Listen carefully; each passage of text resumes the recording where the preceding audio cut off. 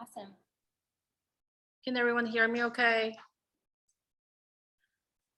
Thank you for coming today.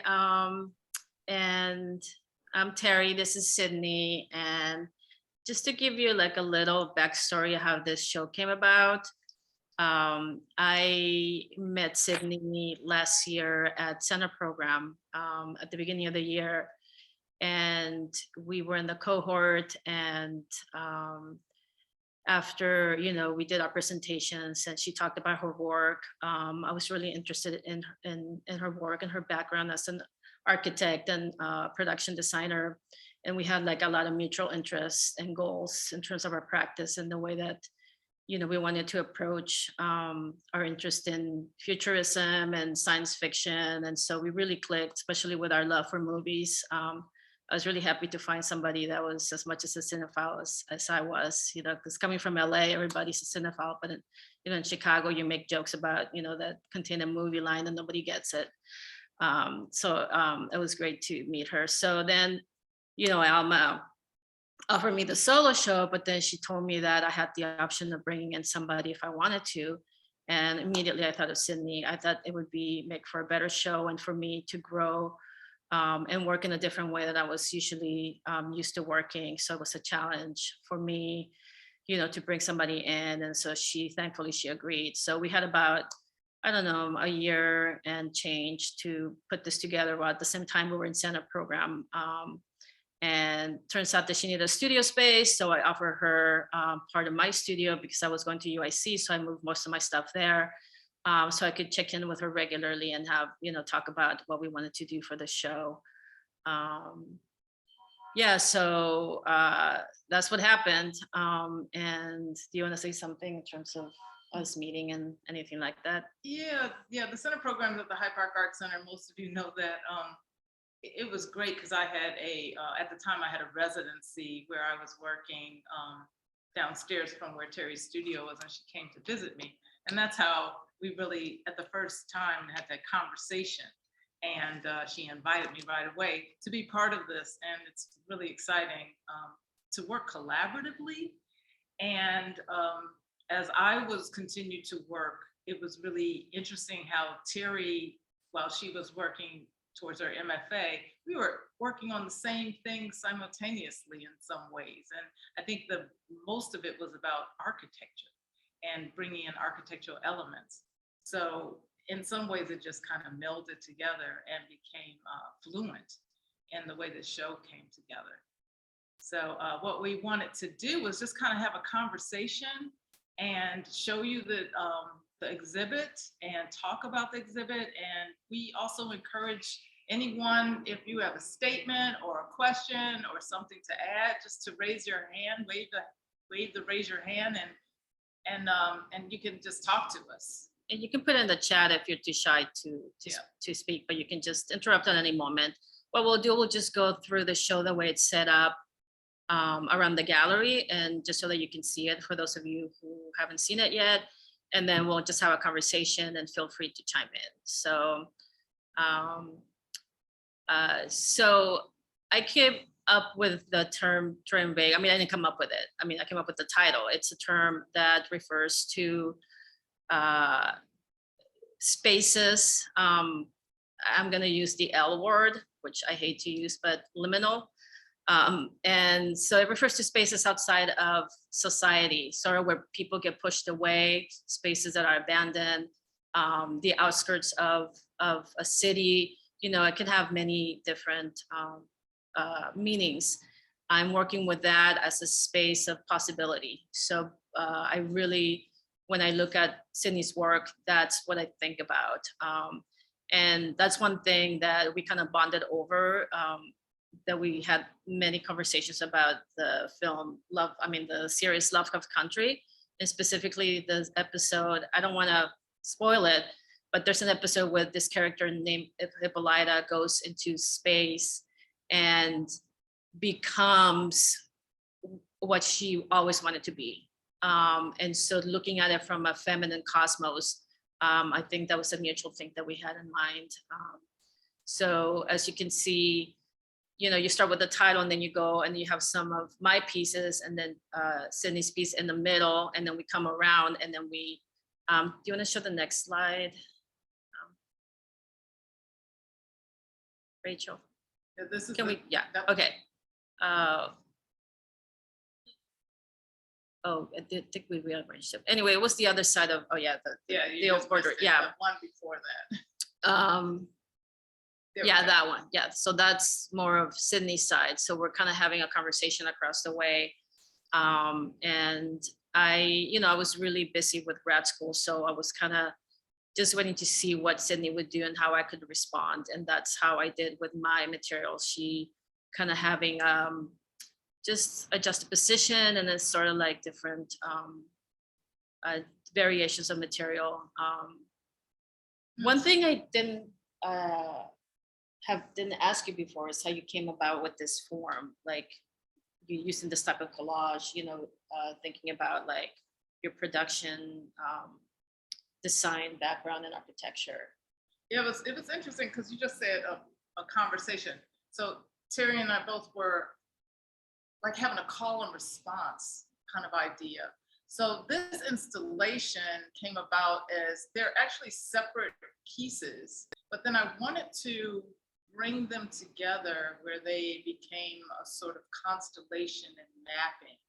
Like for me, terrain vague meant, it's loosely translated in French as wasteland, where you have an abandoned space and people have moved out and things are no longer in that space, but it creates an unusual space. It creates a space with lots of potential, and it creates a kind of wondrous and vivid space at the same time. So for me, I was thinking in those lines of what will be left in that space and where would the people have gone, and a kind of creating a constellation of some kind of movement into this world of a abandoned space, an unusual space. So a lot of the materials are based off of architectural and being more in what will be left behind. And that's where I was thinking of creating this wall where they're separate but yet connected in some way, and also connected to Terry's work, which is across the way in the gallery. Yeah, and I have lived in the South Side for about 3 years now, and then Cydney, you've been a longtime resident from there, so we Born had a and lot of raised. conversations. I'm like a newcomer, outsider, taking in the environment, and then looking at Cydney's work kind of added to that knowledge and that conversation that I was, discovering in the South Side. So that's how my interest in architecture came about. I mean, not just that, like I'm Mexican, so when you're Mexican and you live in Mexico, you travel to these sites, archaeological sites, and you just grow up seeing that. So it becomes part of this conversation with ancestors. And so I was interested in what the ancestors in the South Side were trying to talk to us about, what the buildings are trying to say, what the community was like. So trying to abstract that, those spaces.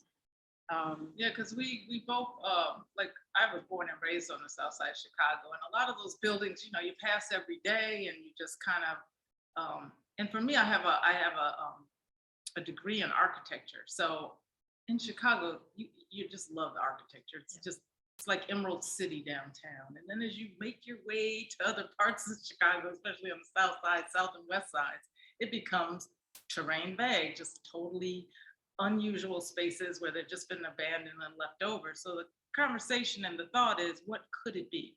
And asking those kind of questions.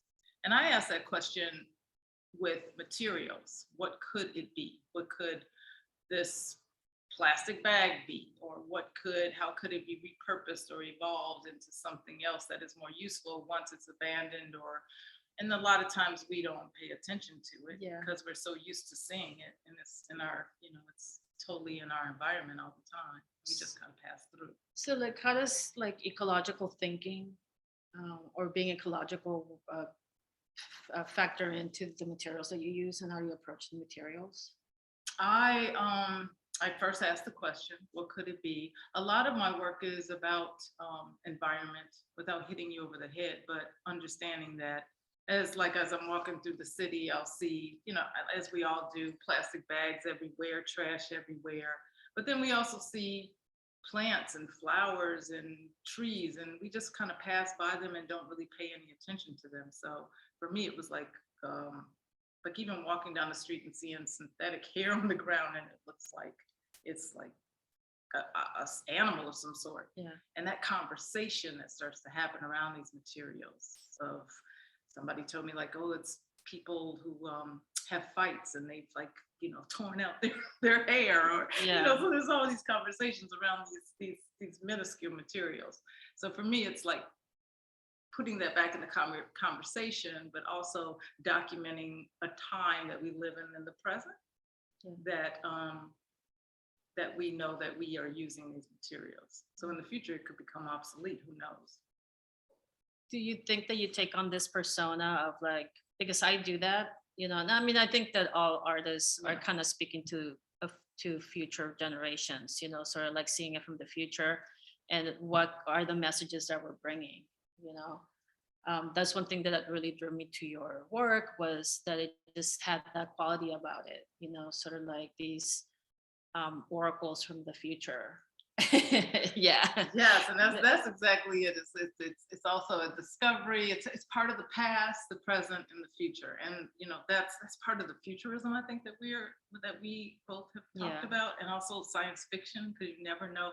I mean, like Octavia Butler, I've been reading her forever, and now she's really popular. But some of the things that she said have come into fruition at this time. So it's like a fine line in between what is the past and what is the future. And as a futurist, especially Afrofuturism, you tend to think that things aren't so linear, that it all is at the same time. So I think we work kind of in that. I think that's one of the main things that what we're interested in. Is discarding this made up notion of linear time, and invoking well, I do it in terms of like the slipstream, that I borrow from Native American science fiction, so they're like these stories that interweave this intersection time. There's a story where, General Custer is in the present, interacting with Native Americans of the present, and he doesn't know where he is. That was like really just blew my mind to think about time in that way. And I started doing that with weaving with metal. There's a piece in the show. I think there's a photograph there somewhere. Yeah. I think it's the next one.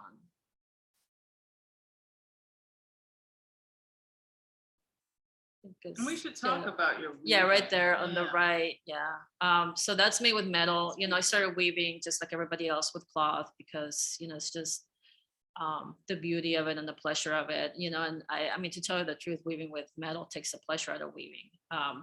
But I was, all my work stems from like deep dissatisfaction with the way that the world is and things are. And I really wanted to bend that grid, the grid that we find ourselves in, and see how the warp threads and the web threads were intersecting sleep streams. And we can think about it in terms of time. And planes, that become places of possibility. It's interesting because it's getting out of the square, which is exactly what I do with my work, is like getting out of the square and more of the dimensions of not only three-dimensionally, but just kind of poking itself in different directions, and the shapes and the geometrical shapes and the things that are around us, because nothing's that square. But I want to talk about your weaving a little bit. How did you get into weaving? I got into weaving because when I left SAIC, I was using facilities. And so when you leave a school that has a lot of facilities, you kind of have to reinvent your practice, create a studio practice. And I had already started weaving with just frame looms, but I wanted to see where else it can take me because of that background of, Mesoamerican traditions, cultural tradition, of I just loving textiles and being like this textile, this was woven on a backstroke loom by a master weaver in Oaxaca. And so just having all my teachers before going to Mexico to learn backstroke weaving were, white women with a lot of knowledge and technology and looms and stuff. So I wanted to go back to the very beginning. Like what were my ancestors, trying to, like I was drawn to the cloth. And so I pay attention when if I hear like the wolves or the crows, I'm like, my ancestors are trying to talk to me. Same thing with the weaving. So I went to Oaxaca and I investigated and I learned. And so that's when I started, they learning that the Mayan, consider weaving a gift from the goddess of the moon. And they talked about weaving the cosmos in terms of weaving. They talk about a house that has the sky as a loom with threads interlocking. I mean, it's really amazing. And it was a feminine cosmos that I was really interested, because that's really my jam, just, smashing the patriarchy and, just that, feminism, and just, especially because I was really, with the work I was doing before, and it's something that's always present as a Mexican woman, is feminicide in Mexico, so I wanted to invoke traditions that could empower us, empower women in general in Mexico and all over, to inhabit, that goddess, monster goddess attitude, so that it was all that thinking, and then. But then you intersect in your film making and your digital photography and the scroll that you have here. So it seems to weave in even that kind of materiality of your background. Weirdly enough, when I started weaving on a frame loom, I just was experimenting, and I had access to the fourth floor space here at Mana, which is huge. And I created this huge installation with creating a warp and then weaving into it, and then like using film and photography, and then having like these frames on the wall, and then just creating this 3D space. So I was really interested in what could be. And then it's funny because I kind of sort of put that project to the side because it evolved into something else. And then I remember, I already was doing that. I was working in space with that. But then I got so caught up in learning how to weave and creating beautiful weavings that I forgot like my real interest is how I could just take weaving to the next level, creating that. And I did that. And so this scroll that you see in the middle is photographs of that installation. And then me creating something with it, because I was kind of sighting, it was a site, and then I photographed it, and then I created another sighting. And so taking it just different iterations. So that's the way that I like to work. I like to work site specific in doing that. Yeah. Right. Yeah. So I completely had forgotten that I was weaving with film until I started doing it again. Yeah. Which is again the weaving and it's also like a collage effect, which my work started with like one of the things is I used the printed. I started out actually I never really liked collage, which is really funny. But during the pandemic, I have a love for fashion magazines. So I had a ton of them. So it allowed me to go through them. And usually I just tear them out of what I like. But this time I thought I would kind of weave them together and create this visual type of space of see what I can make out of this analog material that is actually becoming obsolete, as we know. Like, it's hard to find magazines these days. And then at the time it was the whole Black Lives Matter movement and everything. So there was more and more people of color, and there was different body shapes. So that just gave it all the drama that I needed. Yeah. And so from there, I started to interplay with different materials, just with that 2-dimensional to make it more 3-dimensional. So I guess we should go to another slide. Here's some of your collages. Yeah, so, this is these are collages on watercolor that I did for the show, to just give something a little simpler than the other pieces that I have. We can keep moving forward. Let's talk about these pieces, because here you have more architectural elements. Yeah, so It's funny that, I've been collecting rusted metal for ages because the initial impulse was to print with it. There's a technique where you can take rusted metal and print it right on fabric. So that was my initial thing. So I started collecting them everywhere I would go, and I found these railroad track. I don't know what you would call them. They're huge nails, really heavy. Um, Spikes, I guess they're called. And this is just materials I had in the studio because I said I'm going to work like Cydney. Yeah, but it's interesting Yeah. because it is like we said, terrain Yeah. vague, where these are like a railroad is something that is definitely Yeah. necessary, and in some of these areas, railroads went Yeah. straight through them. Yeah, And but a there's so railroad, much like to do. that's specific terrain. So I was trying to take that idea of vague terrain, taking a part of something that was very specific and with a use, and create like our archaeological artifact because it's in resin. So I have been doing this resin thing for a while, but I've never have used it. I was just experimenting. So I decided to put it in this show, make a couple of pieces, a few pieces with resin, and see this heaviness and hardness of it, what kind of conversation it could have with the lightness of your collages. And then you see Yeah. the past because they're rusted and they're old and they Yeah. were used, but hopefully no longer. We do need to upgrade our Yeah, but that's like, yeah, that's the whole idea of going through the land, going through the urban environment and finding these spaces of possibility, Absolutely.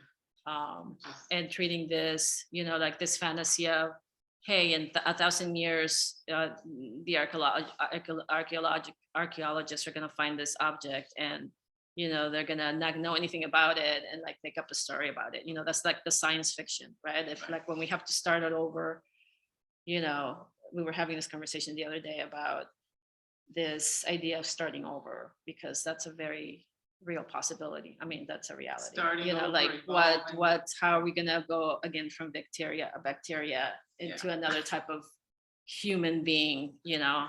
This is the dark side. I'm sorry, but that's like, but it's also hopeful too, because we know that maybe we're not going to be around, but some version of humanity will come through again, maybe better. So that's that, again, that science fiction influence and thinking. And it's Yeah. always a thinking of there's lightness and darkness and they both have to coexist, but also knowing that it has to evolve and transform, which is the process of the materials that we're using. Yeah. We can move forward. Yeah, this is just another piece of the same. I don't know what those, I found those pieces of metal, which are very heavy, in the same area where I found the railroad track spikes. So I'm thinking they have to do something with the railroad. I do not know. And also the pieces that look like blades, but they're not. They're just, I found those outside of Corbett versus Dempsey. I went to see a show and they were like on the side of the sidewalk, and I just picked them up, thinking I was gonna make prints with them. I like the spray paint too. It Yeah. gives it that form of graffiti of like the oldness and the. That was inspired by the scroll that I have with the photographs of the steelworks abandoned site. We can get that to in a minute. Yeah, so it was all one side of the abandoned structure is all graffiti. So that's where I got the idea of, like, that's, talk about terrain vague. That's like, definitely a site that doesn't have a purpose right now.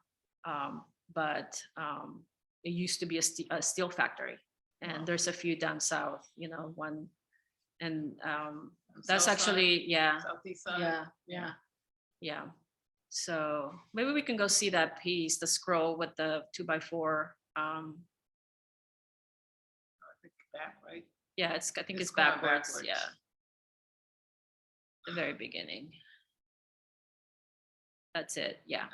So that's a big scroll of collages of photographs I took at that site. And it's funny, somebody came up to me at the opening of the show and they told me they thought it was pictures of pyramids in Mexico. Yeah. but it's a collage, so they're kind of superimposed, and I've taken pixels out and rearranged them. But that's interesting. Yeah. Do they know your background? Because I'm not sure. that's a really interesting I'm not comment. sure. Yeah, well, because at the very top there's that whole thing, but then I'm always making those connections also. When I'm looking at architecture, I'm looking at what looks like a Mayan arc or a pyramid or anything like that. So It's funny how it comes out in the work, even if it's subconscious, and it's Well, just kind of who you are. it's ancestor work, right? Like Absolutely. again, what our ancestors tried to tell us, and It does come through. yeah. And I added the 2x4. I did a drawing on the 2x4 to prop it up. And also, you can't see the shadow here, but it's supposed to create a shadow. So it creates another area that's there and not there. And trying to play with space and the three-dimensional space and how things take up space. Yeah. Work is very sculptural too. Even the piece next to it with the crochet coming. Yeah. So you have you're introducing the weaving and another thing that our work has in common is the hand labor. Oh yeah. Right. Like craft. Yeah. Yeah. The craft of the hand labor. Yeah. And so that comes through with the piping and then the crochet piece. Yeah, that's another found object that I was actually gonna put it together, put it with that that little grouping on the left. But when I looked it up on the wall and I thought, I wonder if I could do something with it. And I just thought about crocheting the fiber cut stuff that comes down, and it worked. It does. It Yeah. works well. I mean, I have to confess, I made this in 30 minutes because crochet goes really fast. So I just crocheted them and put them on. I'm like, yeah, that works. But then, I said in my mind. So, artists, don't be afraid of, the quickie. Yeah, sometimes those quickies are great. Yeah. And it's funny how it just happens because a lot of the materials that I find, sometimes it's just because we're at Mana Contemporary and it's a lot of artist studios, and the things that they throw away are always so interesting that just inspires the work just by the material. Yeah. So you never know, and it just goes like that very quick. Yeah. One artist's trash is another artist's treasure. It is. It's Yeah. my treasures. Yeah. That's cool. We can move forward. Yeah.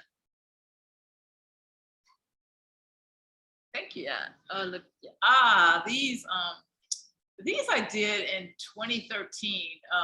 These are made out of Bounty plastic bags, toilet paper, plastic bags, and at one point, plastic bags were just like the thing. I mean, everybody was doing logos and having amazing colors and all kinds of things. And again, they were trees, they were everywhere. So I started to, as I'm walking down again the street, looking at berries and fruits, I just started to twist these bags. So I always like to do something that's hand labor. It reminded me a lot of crocheting when I was making these, Yeah. But you were crocheting with your hands. I'm actually taking like a bag and it makes about this much and just twisting them into these like flower. They look like, I call them my blackberry technique, but because I was looking at blackberries, but they kind of twist. And so these normally hang as they're called flourish and they're trees. But in this case, I wanted to put them on the floor to show, it's kind of almost like you have to walk around them or through them to get to Terry, to get to each side of the, from Terry's space to my space. But it also is this idea of abandoned spaces and how it could form itself in another way, other than just hanging from the ceiling to the floor as trees. Maybe they're on the, they could be on the ground and create this other formation. Again, thinking about futuristic and how else could something show itself. Well, this is like the type of work that I like. I usually tend to gravitate toward work that once you get close to it, you get rewarded with something that you didn't expect, right? Yeah, yes. So when you get close to it, you'll see and kind of wonder how it was made, because you're like, what is this? And you wouldn't really know it unless you were familiar with the technique. Yes, lots But of yeah, twisting. yeah, I got carpal tunnel doing it. So I Oh, don't do yeah. it as often anymore. That's too bad. Because yeah. it's a lot of work, Yeah. but yeah, you're right. It's rewarding once I put it together and Maybe if you try doing it with a hook, with a big crochet hook, that can help you. I don't know. perhaps. Yeah, 'Cause because it's a shame that you can't do it anymore. I'm gonna So, keep doing yeah. them. I mean, I do them in bits and pieces now, Yeah. not just quite as big, but it takes it Yeah. takes about 6 months to do that, to do one of those. I did them in 2-year span. Yeah. We can move forward. So now it's more my work. And this is a piece called Exodus, which is, I named it just kept coming to me, that Exodus, movement of a people, that the Bob Marley, Yeah. because it felt like these were tribal. The top part felt like it was a tribe of ancestors that were moving from this space. And it was I used a lot of ornamentation, but also it's like a column and plywood and things that are found, but yet things that are at a hardware store, things that we use in buildings that would be found on the ground. So I wanted to create some sort of 3D sculpture, but also what's interesting too is some of it is packaging that from electronics that created this kind of 3-dimensional piece of paper, but because the packaging is made out of paper, but it reminded me of bricks and mortar, and so I just used that and just built from there. Yeah, this piece is really evocative and really rich. Obviously you can't see it here, but if you saw it close up, because I was like blown away when I saw it, when I came in the studio and I said, "What are you doing?" And I come in and I see what it's made from, and I was like, it was in damn, the beginning yeah. stages at that time. Yeah. And you're like, yeah, this I'm is like, what they're doing. yeah, keep going, keep going with And that. I was like, yeah. all right. Yeah. So, yeah. And it just kind of came. So we can move forward. Yeah, one thing I that think I'm there's a doing that's close-up. I think There it probably is. annoying to you, like every time we have packaging, I'd send Mark, I told take that to Cydney And to it's see what you would do fine, with it. 'cause, I always know that I can always throw it away if I don't need it. But that Yeah. was the thing, is when I was using with the plastic bags that we saw in the front, people would send them, like somebody sent me a box from Florida because they saw my work, and they Yeah. sent me a box of all that. So people all over so it became kind of a connection. Yeah. Where other people were it felt like they were involved in my work by sending me Everybody wants to materials. send you their I trash. know, but Yeah. yeah, I mean, yeah, but If anybody needs Sydney's address. no.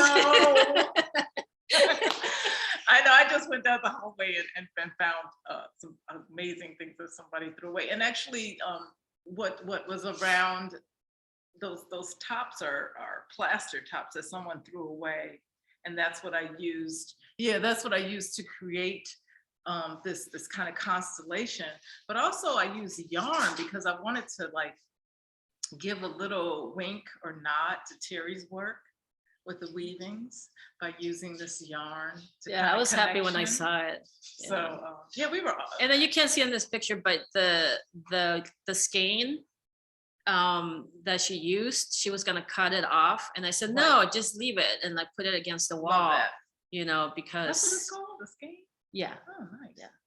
Well, no, it's actually a ball, but it's not a ball. A skein is like that, but then when it's they call it a ball, but it's not a ball. But it could be like in between a skein and a ball. Yeah. And it's that long. Okay. Yeah. All right. I'm sorry. We can move forward. One more. Oh, this flying beneath the urban jungle. It was interesting. I went to Berlin recently, and one thing that I noticed when I was in Berlin, it just had all these buildings and buildings and buildings and buildings, which is like a lot of Europe, but there wasn't a lot of park space. There wasn't a lot of greenery and trees. I found that it was in certain sections, but I kind of missed it. So this work is made out of sandpaper, actually, and packaging and fabric, and then I have my collage at the bottom. But I wanted to kind of show kind of a futuristic way of flying, the architecture, flying it through space and seeing what else it could be. And maybe it's not always grounded in this earth, but it can kind of fly in different directions. So I love that idea of the sandpaper. So like if you were running your hand through the sidewalk, Yeah. you know, And also the texture of it's both like unpleasant thought, but at the same time, it's like it creates this bodily possibility of like, again, what could terrain vague be, you know, and then Absolutely. like you're touching it and running your hand through it through a sidewalk, you know. Yes, that's exactly the thinking behind that. Which reminds me a lot of like there's a social club close to my house. I don't know if I ever told you about it. And in the warm months, people just set up like their social club. They play music, they talk, they play, you know, card that. games. But the funny thing is that the Washington Park is right there. Oh, wow. You know what I mean? So they have chosen that spot instead of going to the park, which is the proper place to do that kind of thing. No, they barbecue, they do everything, but it's right there and it's right next to the Washington Monument. And to me, that juxtaposition of, you know, Black people partying like at the foot of George Washington. I just love that, you know, it's like kind of sticking it to him, you know, and especially since that monument is surrounded by chain link fence because they're protecting it from, you know, the people, you know. They're taking that stuff down. Well, it's George Washington. Yes, George Washington. Yeah, they have to protect them. Yeah. So we can move forward. This is another idea. I call this the lighthouse. I started thinking about spaces that are kind of abandoned. I don't really use lighthouses anymore. Kind of do, but not Maybe really. in like those states like Maine. Exactly. So those bougie places. Yeah, what you know, like spaces that we were using that were again with the terrain vague that were useful but not in how that they resurrected. Yeah. But also what's interesting about this piece is at the bottom, and you really can't see it, is Alvin Ailey doing Revelations, which is one of my favorite dance pieces that they do. And it felt like something like the middle passage. Oh my God, I just got it.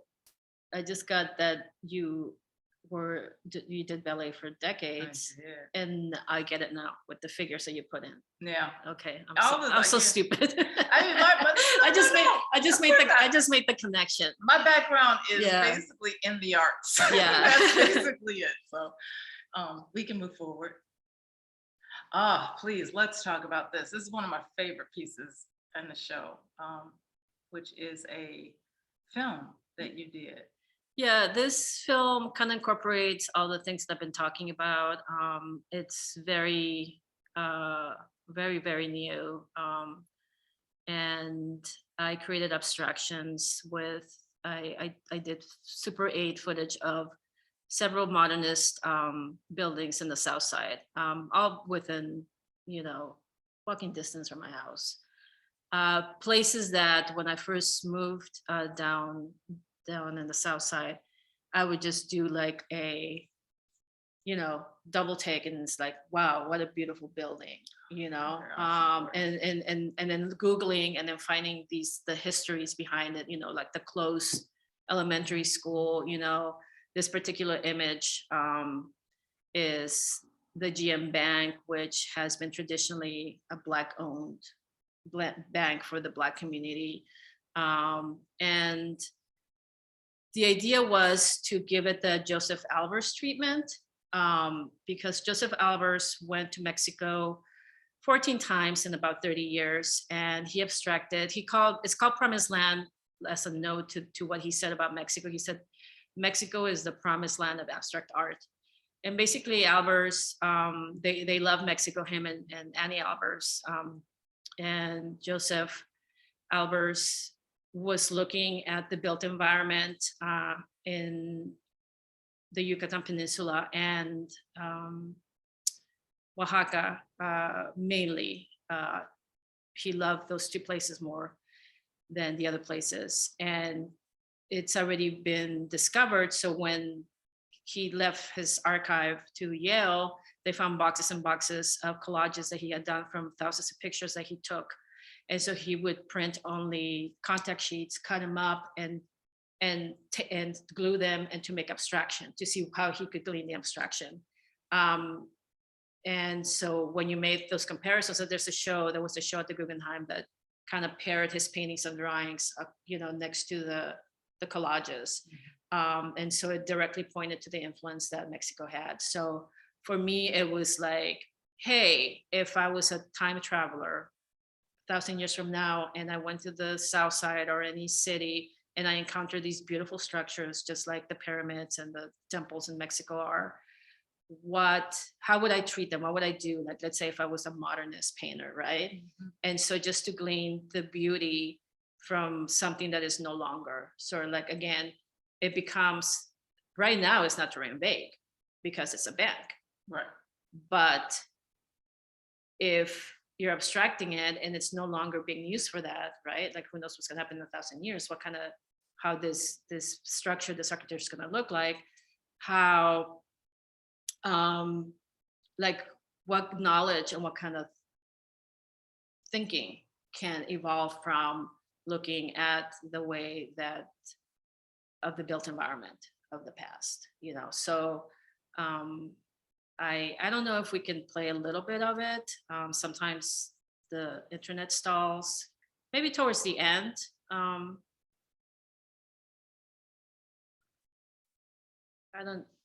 It's playing okay at my end. I don't know if it's playing okay at your end, but so yeah, I did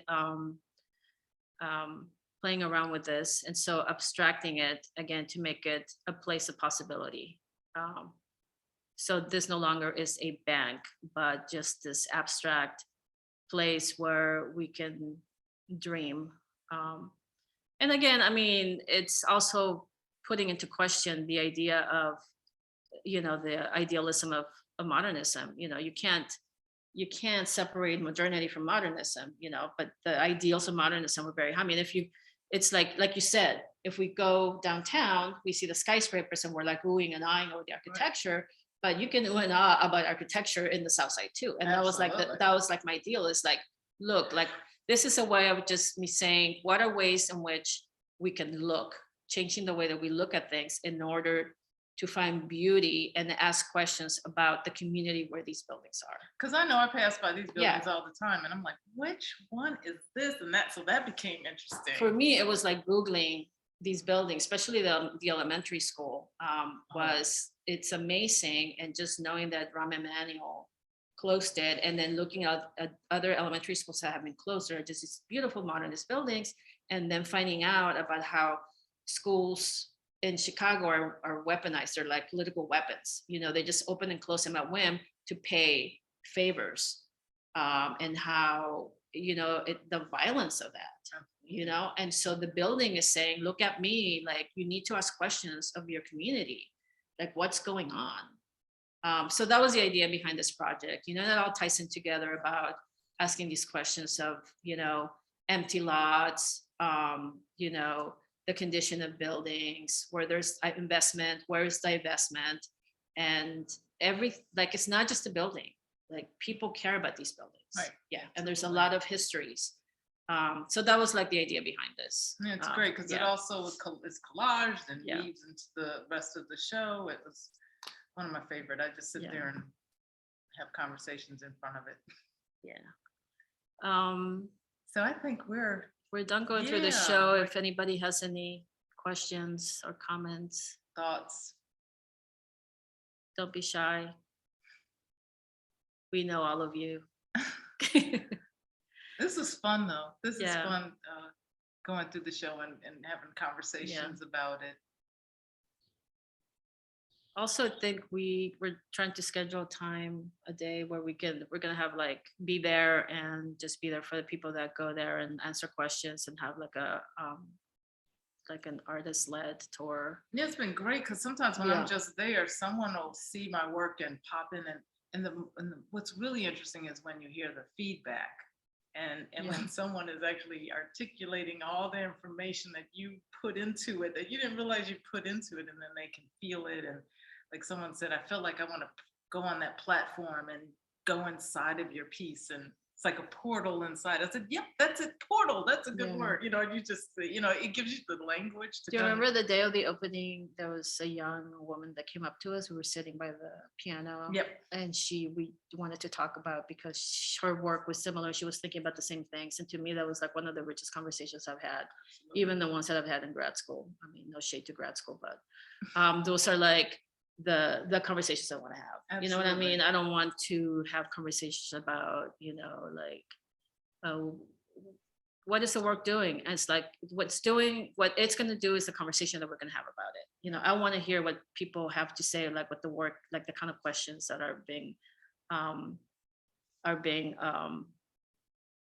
asked, you know, so people to come up, you know, because we as artists, like everybody knows, like you put up the show and then like that's it, you know. And then we were depressed for a few days after we did this, you know, because we were like, okay, well, the conversation's over. And then being there and have people. But it's ask something us, about, yeah. that's the thing is like, you know, after the pandemic and you're doing everything through Zoom and two-dimensionally, when you're actually in a space and seeing the work, Yeah. it gives you such a different feeling than just seeing it. So I really encourage anyone who can see the show to come out to heaven, because it's always better to see work in person. Yeah. I think we have a comment.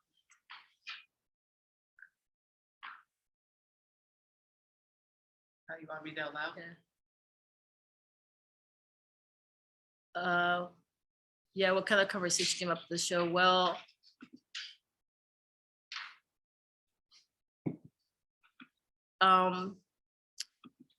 yeah, it was about, I think, you know, people artists tend to use the word liminal spaces, you know, a lot. So, but I didn't read the question. like regular normal people don't use that word.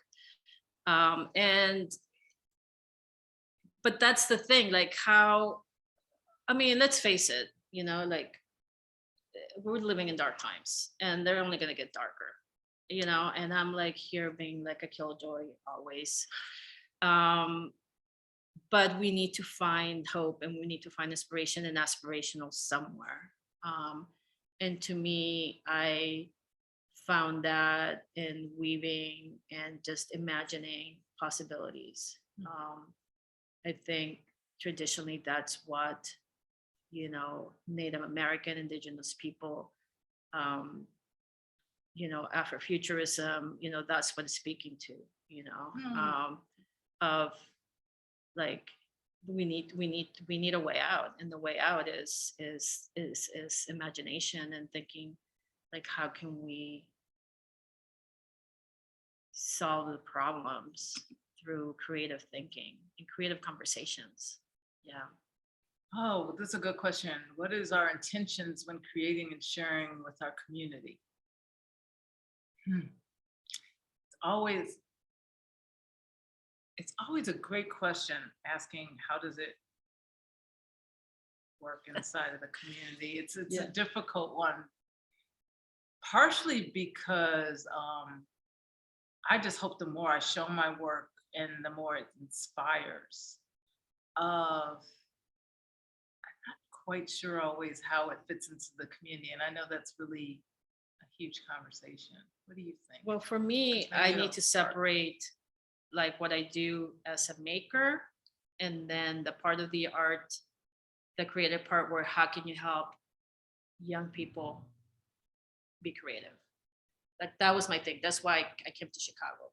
That's why I went back to school. Like I was a mentor at Write Girl and I was, you know, mentoring girls in writing, but I wanted to do it in visual arts. And so that's what, you know, we try to do with Intersect, you know. It's like now we're thinking about Intersect is Intersect, the coffee shop art space, and now it's in right here at Mana. And so, you know, okay, what's needed? You know, we need more women and we need more people of color doing sound work. right. So how can we make that happen? You know, they need access to training with equipment. So how can we offer that up? So I don't know if you call that being an artist, but that's how I want to engage with the community. Like, okay, you need space to workshop your performance or to show your performance. Let's get That's something right. going. You know, that's what we're doing here. So in terms of my work, I just always I'm interested in the conversations. Yeah, absolutely. I think that's it. Yeah. It's in the work, it's in the conversation, it's in the inspiration, Yeah. but also to piggyback now that you kind of jolted my memory, I do work with children and I really emphasize imagination, creativity, more so than which artist is this. It's really about introducing them to technique and really introduce and really about your imagination and go out there and, just kind of innovation and creativity. I really talk about more than anything. Yeah. I'm really and feisty, intuition, using your own Yeah. intuition, using what comes out of you, This opposed to idea the- that drawing or asked to be a certain way. Right. I mean, it's such a a violent thing that we do to ourselves, and to say we can all draw and then all of a sudden we can't draw anymore, Yeah. and that's like, how do we stop that thinking at what level, That's why I'm interested in teaching too, I'm maybe teaching at the college level, but again, you know, just to say, the things, it's that, like, what is it, like, good education? It's discourse. It's not the system of like, I'm going to deposit some knowledge, Oh, like the banking no. system. I'm Yeah. going to deposit some knowledge in you and you sit down there and I'm just going to deposit. No, it's about together we learn from each other. And so art is just the excuse to come to the table and have the conversations. That's just it. That's Yeah. it. That's what art is. Absolutely. And it could be literature, it could be a picture, it could be anything. All of it. Yeah. And so I need, I just really want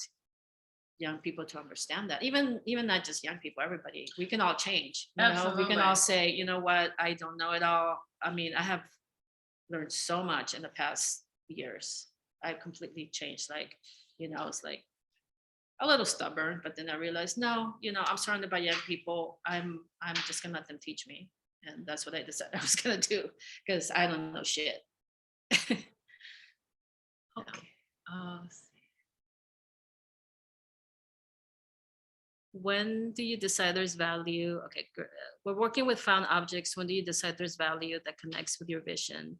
Do you seek the object's use or did it come to you all along the way? Both. Yeah. For me, objects, I look for, I'm always constantly, if I go to let's see, a lot of times if I go to a hardware store or a dollar store, I sometimes go in and say, what comes to me? What do I need to see? And generally I find these interesting things and that inspires the work. That can inspire several pieces. Some things I actually say, oh boy, I need this. And I go and find that. It just interweaves in both places. Yeah, you gotta be open to all. And I like to start with nothing. But I'm really interested in like there's an artist, a local artist, is amazing, Selena Trapp. And I heard that she has not bought any materials in like years, 7 or 8 years, and she only makes these amazing animations with the material that's in her studio. Absolutely. I probably could go like 10 years without buying anything for sure. Yeah, I start with that. What's in my studio? Yeah, I think that's but then there's the art world, and they're like, no, it has to be like acid free, and it has to be we got all that. it has to be look good, fine, and whatever. But I don't. That's not my interest. I mean, because I have an egg carton in one of the pieces that I've transformed, or a hanger that I think this piece right here, you can't really tell, but it's a hanger, underwear hanger actually. The moment I started thinking about that, I'm just like not interested anymore. I don't feel like making art anymore. I just can't let myself think about that. But you just gotta be open. If the object, again, like to this question that Susan just asked, like we need to listen to the objects, to the animals, to the birds, to having this symbiotic relationship to non-human forms. It's you're collaborating with we're collaborating with these materials. So I collaborate with my dog. When I go outside and listen to the birds and I record their sound, I'm collaborating with them. And so that opens up your idea of the responsibility that we have to each other and Gaia to do something about what's going on ecologically. Absolutely. And so that you can do. I mean, that's something that I tell everybody. Like for me, I was in despair. Like I couldn't even listen to Greta Thunberg talk because she would just put me in depression, and I'm like, what can I do? How can I like be so that I feel like I'm doing something, but at the same time, it just feels so hopeless, because institutions are really not cutting it. And it's this idea of listening to our ancestors and being aware that the whole is not it's the parts that matter. Because we, in this capitalism society, it's about the whole, it's all about the whole, coming together, like what's the goal? No, like the parts are important.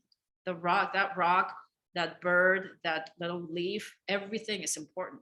I mean, because everything, Yeah. we're bacteria, you know? Yeah, everything has a part to play. Everything comes together in the whole versus individual.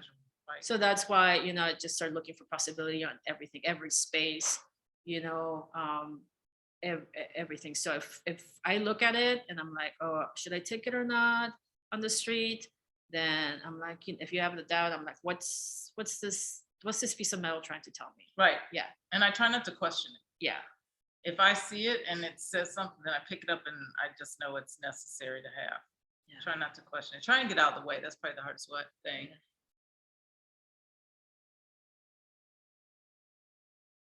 Mark is asking, what new mediums or interests can we look forward to from both of you of your the near future?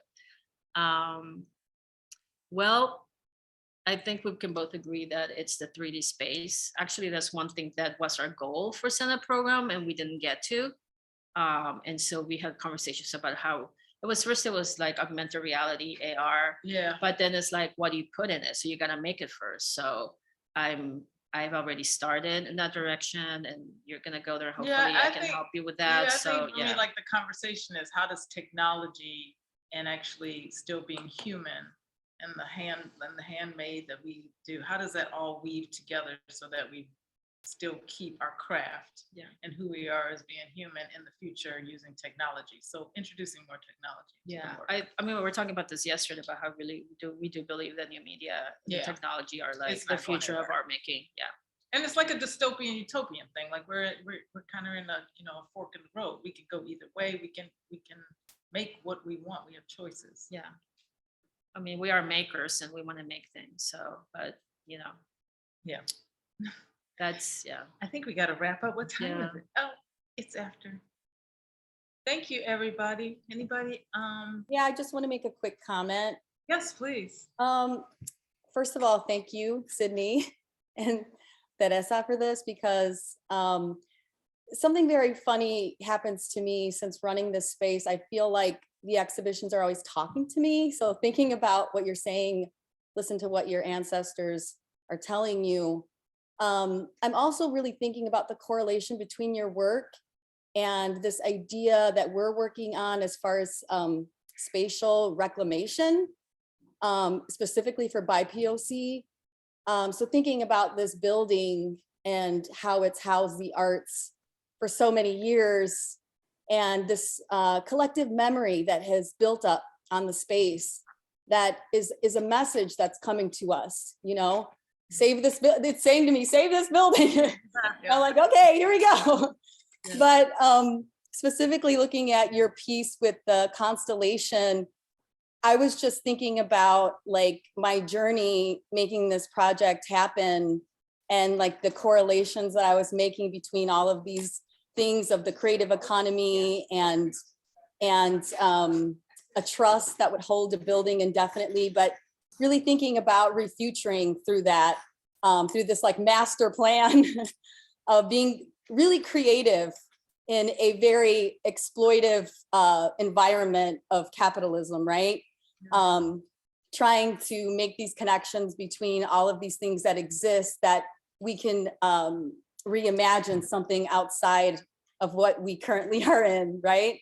Right. So I just wanted to thank you both for the work and for the conversation, because I feel like another interesting piece is that in the other room of the exhibition that's next to yours is all the artists' ancestors. Yeah.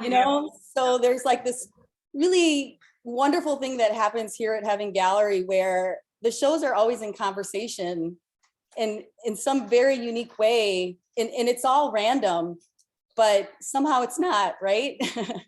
Well, I think it has to do with the kind of artists that that you're attracted to, right? You know, that there's a lot of intersectionality, and so that we all share the same concerns. I think it's just this symbiosis that happens. It seems like it's accidental, but it's not really, because we all share so much. Yeah. Right.